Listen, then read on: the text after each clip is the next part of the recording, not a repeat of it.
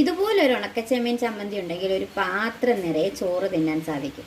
തേങ്ങയൊന്നും ചേർക്കാത്ത super tasty ആയിട്ടുള്ള ഉണക്കച്ചെമ്മീൻ ആണിത്. തയ്യാറാക്കുന്നത് എങ്ങനെയാണെന്ന് നോക്കാം. അതിനായി ഒരു പാനിലേക്ക് കുറച്ച് ഓയിൽ ഒഴിച്ചു കൊടുക്കാം. ഓയിലൊന്ന് ചൂടായി വരുമ്പോൾ കുറച്ച് ഉണക്കച്ചെമ്മീൻ ഇട്ട് കൊടുക്കാം.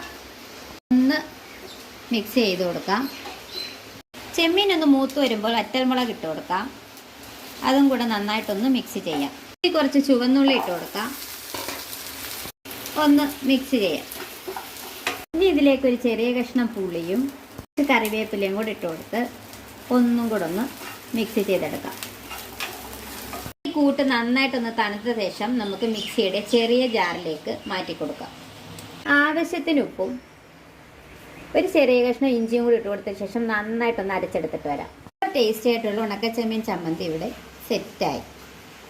വീഡിയോ ഇഷ്ടപ്പെട്ടെങ്കിൽ എല്ലാവരും ഒന്ന് ലൈക്ക് ചെയ്യുകയും സബ്സ്ക്രൈബ് ചെയ്ത് സപ്പോർട്ട് ചെയ്യുകയും ചെയ്യണേ. Thanks for watching.